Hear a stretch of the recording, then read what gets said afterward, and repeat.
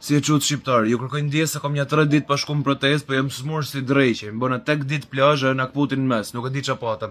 Po që pashi deklarato, desha me bo video pa tjetër, do më thënë, do një arsye me protestu, kjo është arsye më e madhe që kena folë dërë mësot, do i njërojnë i gjitha tjeret. Është një kompani, o zërme që quhet Presight AI, që i ka bazat në Abu Dhabi, që do investoj $120 milion me vu kamera AI me facial recognition në shkollat shqiptare, për sigurinë e fëmijëve sigurisht, e kupton? Gjëja parë, herë 140 milion tjera PPP, na futat në borxh për gjithmonë, zëmra. Ta dini, domethënë unë do jem një 70 vjeç kur të lajm këto borxhe. Nëse nuk ka të ardhmë në Shqipëri, na kanë futur në borxh për gjithmonë. Po nëse pjesa më e rëndësishme, një kompani e jashtme, zëmra, me baza në Abu Dhabi, po investon që të ketë të dhëna e fëmijëve shqiptar. Do më thonë, mamaja e kësaj kompanive u quta mos gaboj G42 dhe një nga shareholderët është Microsofti.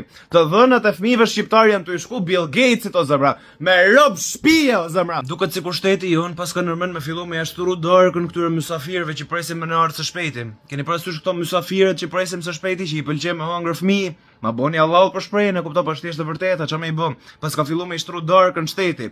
Një nga argumentet ose mashtrimet sipas meje, kuptoj që po fillojnë me na thon për këtë gjë është që kjo kompania me bazë në Abu Dhabi nuk ka akses te këto kamera.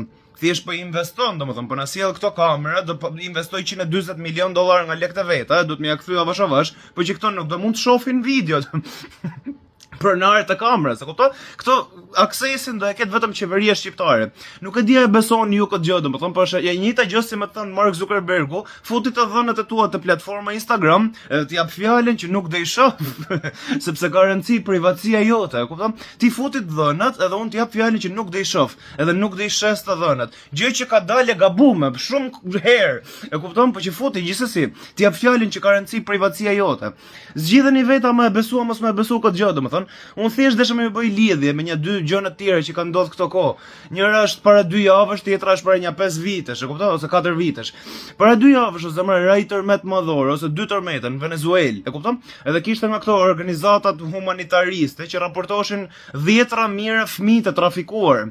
Do më thënë, dikush ka marrë avantazh nga tërmeti edhe e ka përdorë tërmetin për trafiku fëmijët e Venezuelës, do më thënë. E pare njërë, këto në thonë që nuk mund të parashikojmë tërmetin më shumë se 1 orë para. Nuk kemi si ta dim 2 orë para që do ndodhi tërmet, vetëm 1 orë. Mos gabofsha kështu, e thonë, e kupton? Unë nuk e besoj këtë gjë, nuk e di e besoni ju, do më thënë, këtë e din një javë para.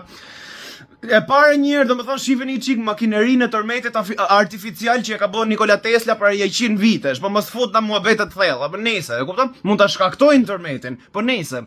Nuk e dini orë para, ju a garantoj që ka ca tipa, ose mërë që merr në telefon një kaçurrel tjetër, nga këto me kaçurrele, me mjekër gjatë, dhe i thot, ej, do bi tërmet së shpejti në Venezuelë, do të shkojmë t'i vjedhim fëmijët?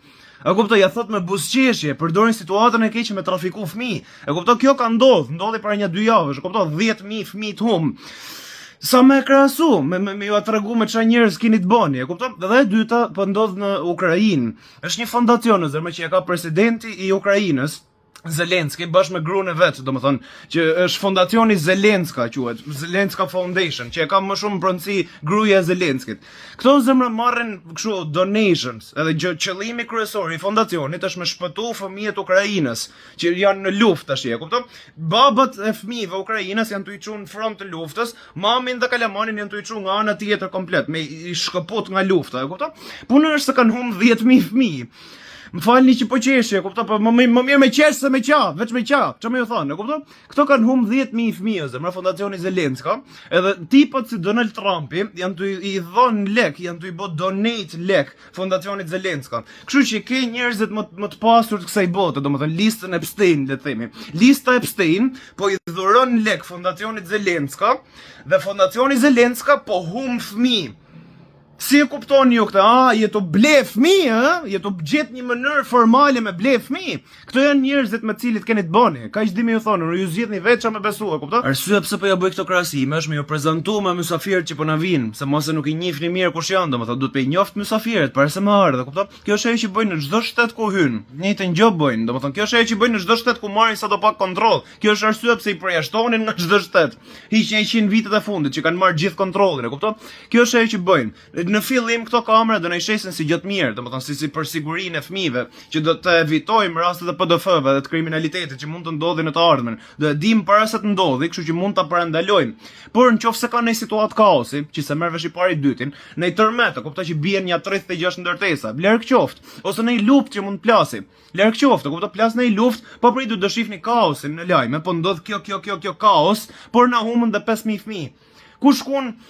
Nuk e dim, nuk kemi informacione. Kuptoj, kërkoni herë të tunelet e nëntokshme të Sazanit. Njësoj siç ishte i rasti i tuneleve poshtë sinagogut New York, që ishte i skandal botror që ndodhi para një viti, mos gaboj, që ka dalë lajme një herë.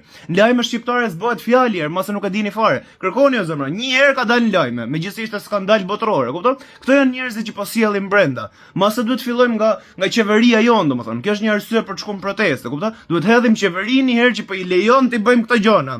Hiç faktin që po na fut në borxh për gjithmonë, që po duket si gjë e më e vogël tash. Besoj ju a lash kopilin der, ju a thash, ju bëni çfarë doni tash.